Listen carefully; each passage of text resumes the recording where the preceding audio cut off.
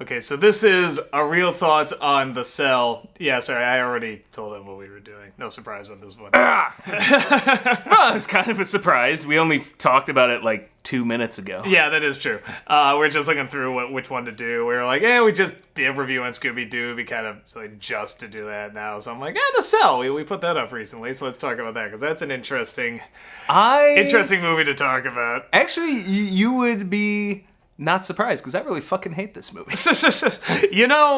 And I remember when I first saw it. No, you know what? I'm gonna let you finish. First, I'm gonna interrupt you. Yeah, it's deserved. You dragged me to this fucking movie. It's another one that's infamous. And there's like a short list of maybe 10 films in my life that Doug has like dragged me to that I will never forgive him for. And this was another one of those. Like Spider-Man 3, you insisted was better than the first two. X-Men 3. I didn't say that. X-Men 3, one of the greatest films ever made. And I like it. Little Nicky, which you didn't like. No. But I didn't see that one. But yeah, that was when Adam Sandler could make a good film, and we weren't Little sure. Nicky, so which we tried. I was like, nope. You didn't like at least, so I don't have to argue you on that. But you did drag me to see it, and we could have seen Red Planet, which would not have been a great movie, but would have been a lot fucking better than Little Nicky. But at least we saw the worst. We saw like the worst of that year. We can say that. I paid money to see it. My hard-earned money. And The Cell, this is another one that, This one I saw, honestly, I'll be very honest, I saw this movie. Because you were in your pretentious high school phase. Kinda. Because it had, it got bad reviews, but then Ebert was praising the hell out of it. I'm like, but we knew he was kind of a sucker for eye candy. So we went and saw this movie, and, I came out, and I couldn't figure out, I'm like, was this... I couldn't put a fingerprint on it. I couldn't figure out what to classify it. So I kind of brought you along because I was like, well, it is visually really interesting, and kind of this big screen, and I couldn't place it anywhere. What does it mean? So no, it was one of those things where I was like, I just kind of wanted a second opinion on. It's like, it's one of the few times where I'm like, I need to know what you think about it. You're all so crazy. It was one of those where it's just, I needed someone else to talk about just to help me kind of, I don't want to say form an opinion, but I just couldn't. Yeah, I couldn't form an opinion. That really was kind of it. Don't worry, because I was there to form it for you. It stinks. Well, so then you came out, you're just like, that sucked. And we just kind of talked about it for a bit, and I was still kind of a little open to it, but I knew you were right as well. And years went by, and then he's rewriting this a bit. He had an actual picture of Tarsum in his room. As an altar, he gave it offerings of fruits and sweetmeats.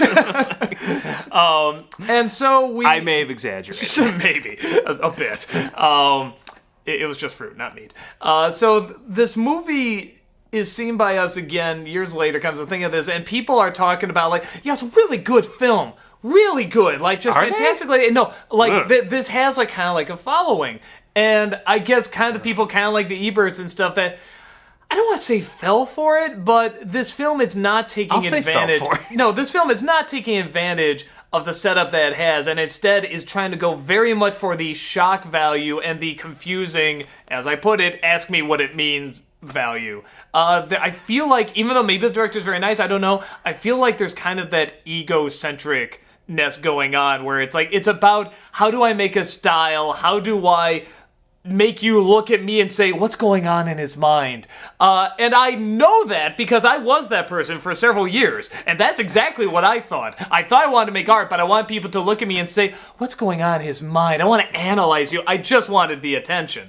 So I'm not saying that's necessarily what's going on. Some people never grow up. But I'll be nice. But I think with this, I just get that from the whole time, because I feel like there's a lot you could analyze with it, and I think of something, but not necessarily hammer it in either, and I think a good example is something like Silence of the Lambs. Now, that doesn't have to physically go inside a killer's mind, but we technically go inside two killers, one that's very articulate and can speak very well, and another who is just very kind of just, put the lotion in your skin, and he's the more realistic serial killer, by the way. He's the thug. Buffalo Bill is definitely the more realistic. Definitely, yeah. I love Hannibal as a character, but he's more of a movie monster than a realistic serial killer. He's like a Bond villain, but Buffalo Bill is one of those characters where it's like you're still going inside his mind and trying to figure out, and there's a lot of things going on, even though you visually don't show it, you know there is, and they talk about it. And they talk about just the right amount as well. So I feel like that's stuff that you could have done here, and I like the idea of, it seemed like it was doing a lot of show, don't tell, but, you know, even the telling was very obvious, and the showing was very obvious, except when it just cuts to random strange things that they really, really focus on for a while, and then be like, you know, the horse being cut in a million pieces and stuff, you know, okay. Figure that out, It's like, well, okay, I'm just sure some fucked up weird thing, and then Jennifer Lopez with like the cloth with Jesus's face on it, just be like, try to figure that, and you don't want to, and I think it's symbolic of Jennifer Lopez believing she's bigger than Jesus. And I think a big part of that, as I brought up in the review, is that we don't get to know D'Onofrio's character. We only get to know him when we go inside the mind, but we don't know what this translates. I know more about Wilson Fisk as a D'Onofrio character I ever did about... I don't even remember this guy's fucking name. Yeah, no, neither do I. And yet, we're supposed to go inside his mind and say, oh, poor guy, but all we saw of him in the real world is him just looking at some dead women and just being like, oh, that gives me hard, and like nothing else. Well, it was the most... okay, and this... Even Buffalo Bill, I felt like he was like, when Jodie Foster asked him, yeah, sure, hold on, yeah. Buffalo Bill got what he was. Socially awkward. He was an amalgamation of like 3 serial killers. Yeah. But it felt real. He was living this kind of scuzzy, slimy life in this, like, you know, kind of dirt poor house. He just reconfigured his basement. You know, his only real quirk, well, I mean, he's making a human skin suit, but his only real quirk is like the moths and stuff. You know, even Red Dragon, I felt Red Dragon was a little and Manhunter was a little overwrought with the serial killer's actions. I need the moonlight and you know, it was kind of crazy. But even then I felt like it was a little more grounded. I feel like post Silence of the Lambs, this was a huge problem for a while. Where it's like every serial killer needs some sort of artistic sort of edge, and they're gonna be weird, and this guy's gonna like hang himself on various chains with the various, and it's so crazy insane that I'm just like, I just can't buy this for a second. I feel like this is just so beyond. I'm like, first off, where's he getting the fucking money to do all this? Where it just. Ugh. Well, and on top of that, you know, I think there was something where this whole movie, this is why I think the movie really hasn't aged well, you know, on top of right after it came out, but even the visual style, with the exception of the costumes, because those are some of the best I've ever seen in my life. That's the same person who did, like, Bram Stoker's Dracula and stuff, this famous designer, forgetting the name. The actual production design is good. But here's the thing with the production design. I realized watching it years later. At the time, it was like, wow, fascinating, intriguing, but now you kind of feel like you've seen it everywhere, like with Marilyn Manson, a lot of music videos. And not that there's anything wrong with music videos, but it's been overplayed, and suddenly you realize it was emblematic. It was emblematic of its time. I mean, so it is dated, but I can't say that it was awful production design and the fact that there was no effort that went into it. Oh, no, definitely. But no, you're right, which is but that's what I'm saying. At that time, that was so in, like, serial killers have this weird, artistic inner mind, and it's super nice to see this shit on things like, you know, I'll flip on some random station, you'll get an episode of CSI where it's just like, this serial killer recreated his childhood home, like, right down to every last detail, and then imprisoned a woman in there, and then, like, did all these things, and ended up mummifying her, and then, like, created, like, took a piece of her skin, and then created a Mona Lisa out of it. And at some point, I'm just like, okay, like, just kill somebody. Like, just fucking kill somebody and just get your fucking sexual jollies and just be done. Like, it's so insanely, like, overwrought. I would love to see what you just described. I'm not gonna lie. Just making the Mona Lisa. I always see this on shows, and after a while, I'm just like, okay, I love Silence of the Lambs. But the impact they've had on, like, serial killer films, to me, that's one of the negatives about it. Yeah, it's just it's like they all fall under this, you know, mad, twisted genius, and I'm like, oh, the artiste. Yeah. And not to say those people aren't, I don't want to say artists or anything, but, you know, that type of killer isn't out there. But there's a lot more of them in the movies, and we really seem to like. And this guy to me was the ultimate cliche example of that. I can't think of a bigger. All he's missing is the big vocabulary. I can't say vocabulary. He needs a large, extensive vocabulary and references to, like, Shakespeare or something, but or like fucking Voltaire. Like, that's it. Otherwise, like, it is the most cliched fucking serial killer I've ever seen of this type in a movie. Well, and you brought up Daredevil with, the Kingpin, and I'm just thinking, like, because this is literally the guy that played two killers that have I was these pissed too psychological because I'm a pasts. huge Vincent D'Onofrio fan. So when I saw he was in this movie, I'm like, yes, this will be amazing. And then when I got out of the movie, I was like, no, that fucking sucked. And I'm thinking, like, I felt like with Fisk, they really dived into his childhood and such, and this movie did too. But with Fisk, there is something about, you know what he becomes, you know what it leads to, and you have an idea what he's like. Where with this guy, you really don't. You just see inside his mind and all this stuff, but you don't know what it connects to outside of his actions, not who he is. There was no step in between step A, get beat up as a child, step B, become monstrous, insane, genius, artistic serial killer. There was no explanation in between. Fisk, you feel like the background story informs you of how he becomes this character he is.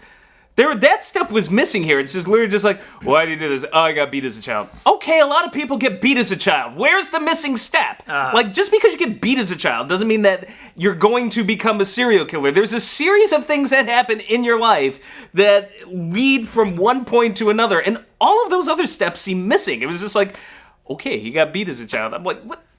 It just didn't inform me of anything about his character. And really my biggest problem with the film is it's just two separate things.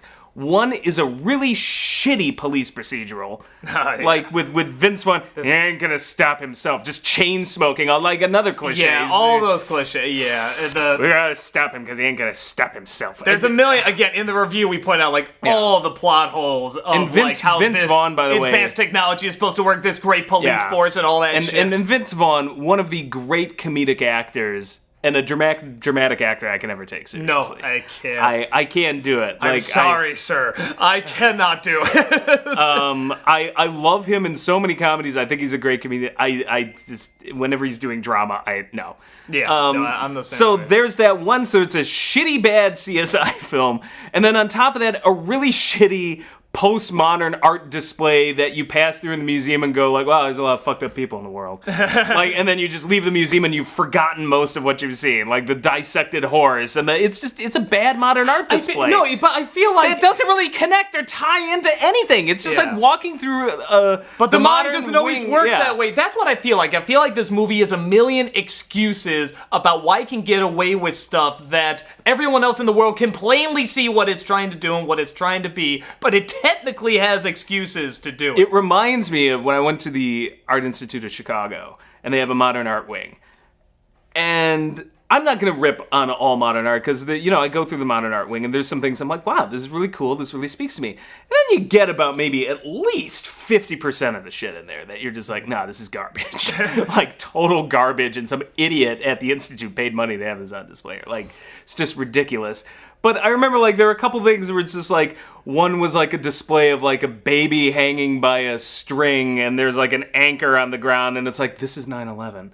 Like, I'm not making this up. Like, so you get shit like that, and then there was my favorite there was another one where it was just this dark room and some guy dressed as a clown with a porno mag sitting on the toilet just fapping, just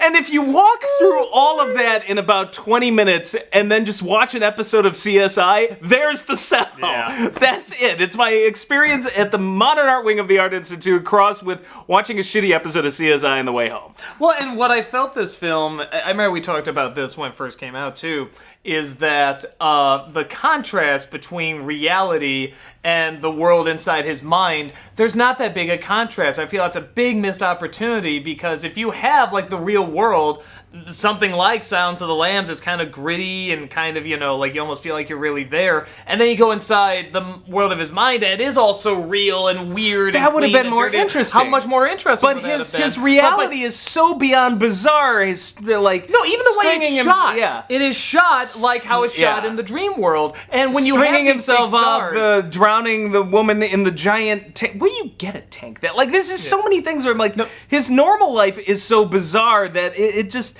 it's like, okay, so his imagined life is just a little screwy, but not by much. Even in Silence of the Lambs, when you see Buffalo Bill's, a little dungeon area and stuff like that, I mean, that's a pretty bizarre life and pretty bizarre mind, but it's shot kind of like you're there looking at it, and it feels dark and it feels uncomfortable. And the thing is, it feels dark and uncomfortable because it's not like he built himself a real dungeon. It's just a shitty basement. Well, I mean, even like that's down what to, makes it creepy, like with just a fucking pit. Well, and even down to, you know, like what they wear when they go inside his mind. Even though those suits look cool and dreamlike, there's no reason for them to look that way. Oh, they just wanted a cool production. Yeah, no, but that's what I'm saying.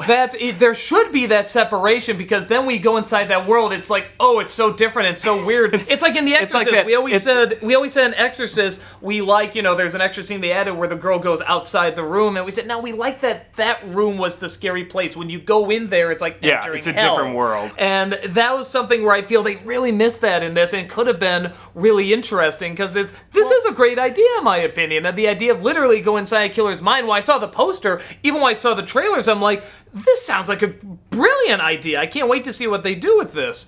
And then when you also have these stars, even if they're, let's say they weren't big names at the time, you know, or whatever, they look like they're big stars. It looks like the classic cop that's just smoking the cigarette, brushing his teeth in the office, the nice psychiatrist who just wants to talk, but, oh, this big creepy mind, and the people, you know, they're just helping, like, you know, I need you here. No, don't you understand? Exposition, exposition, exposition. And then the cliche killer.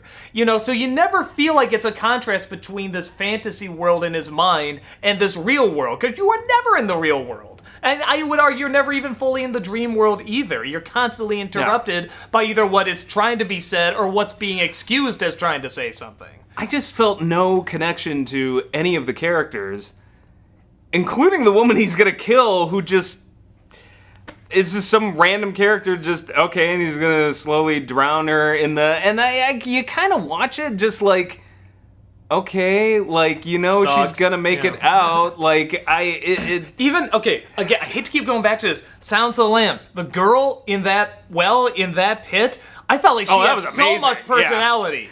Precious, are you up there? You little shit. Yeah, sure. You want this dog? You better come down to you. Yeah. I just felt like there was and that scene too, where she sees like the fingernails broken off on the side of it, and she's like, ah, and the bubbly was like, way more interesting than anything we got here. Yeah. Like, it's. I hate to keep going back to that, but let's be honest, the cell kept going back to it, so I think we can. Yeah, too. no, they literally just kept cutting back to it as if just like, hey, just a reminder, I guess there's a point to this shit.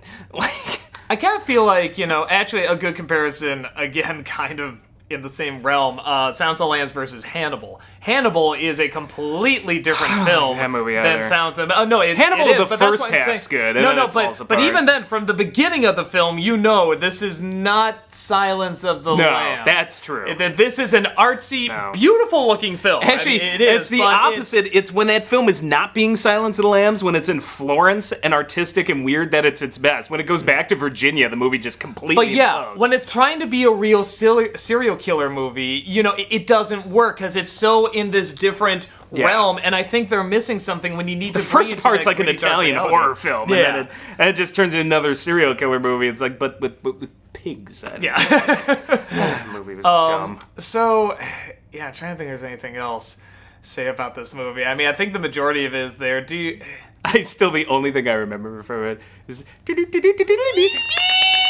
I do remember that's my favorite part of him in that movie. Everything else is him just going, oh, yeah. But that he's legitimately like, what the fuck are you right now? He's just singing his little song. Wouldn't you?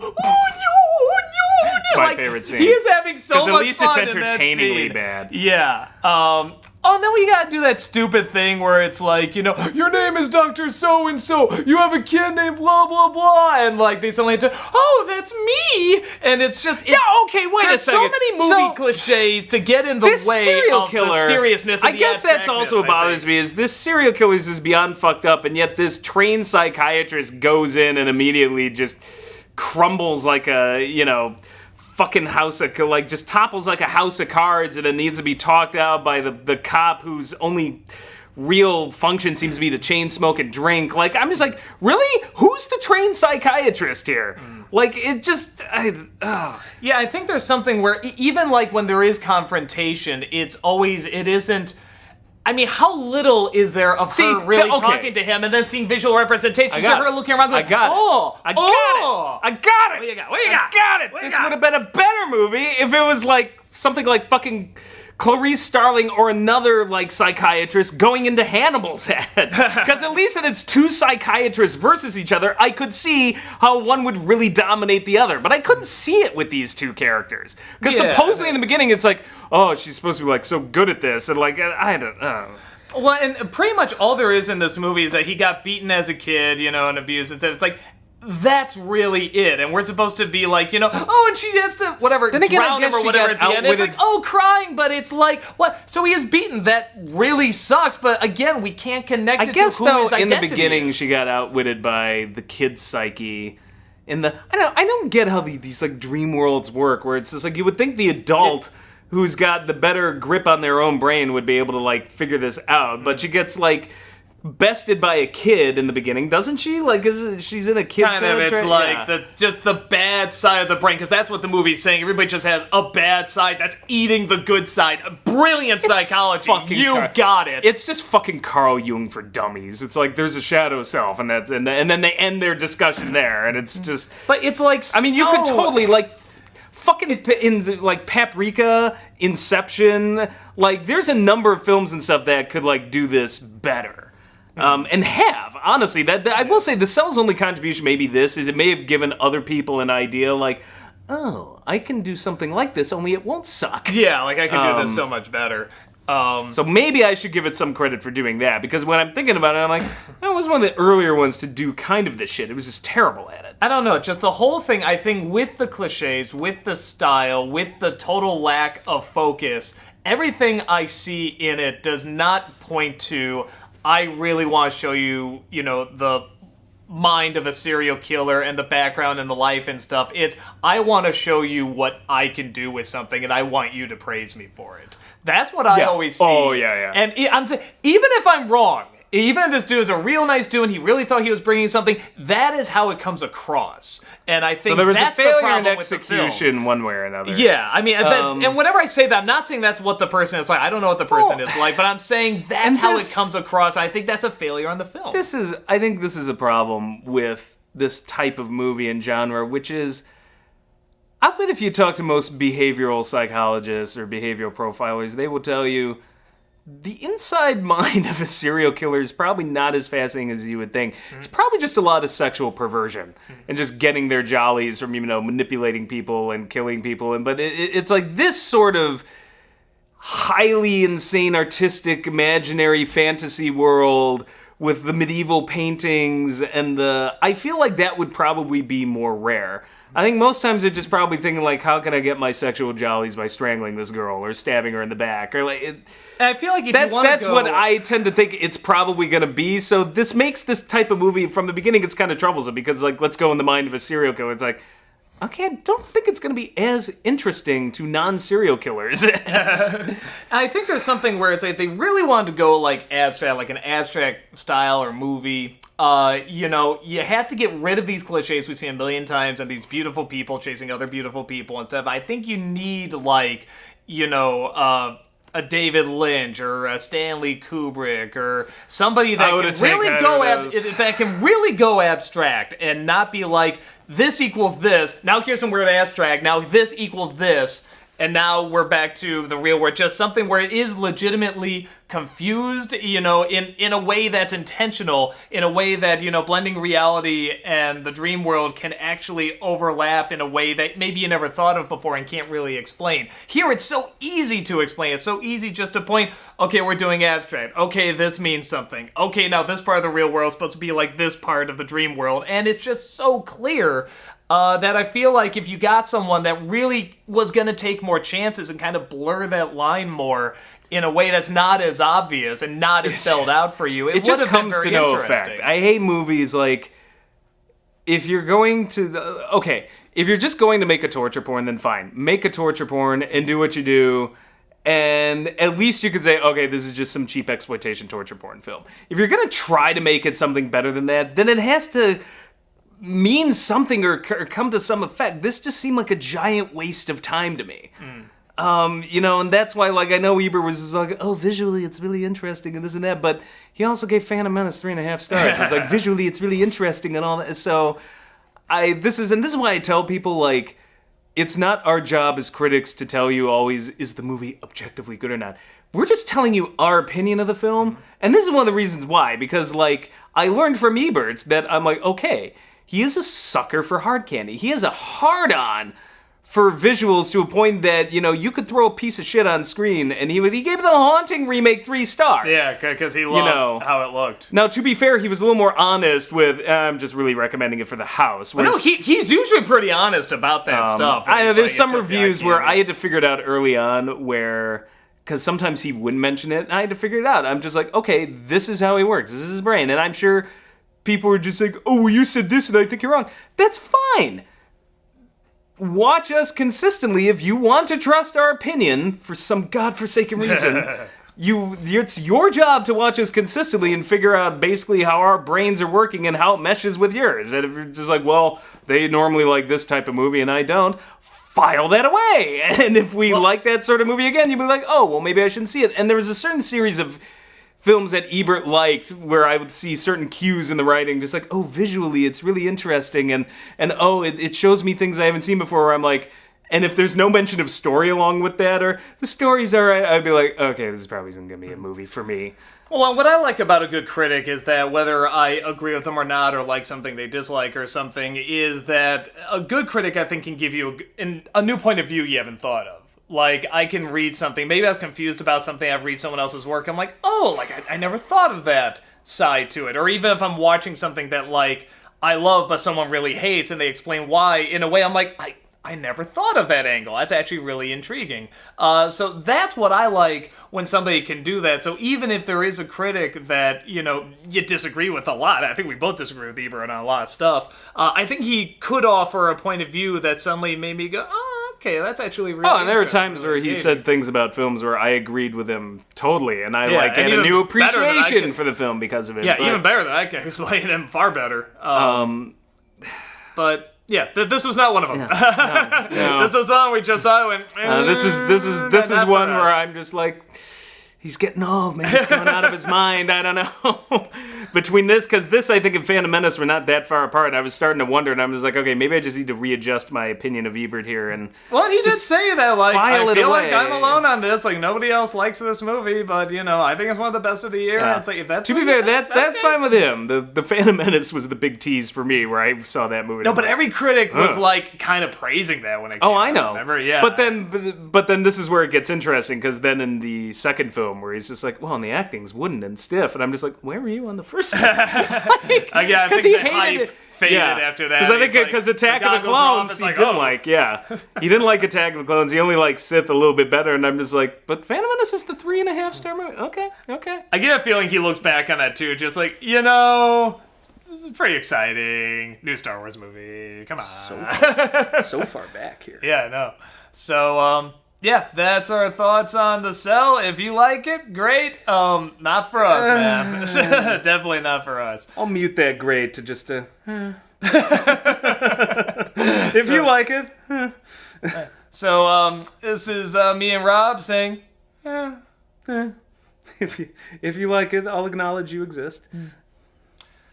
I won't actively hunt you down.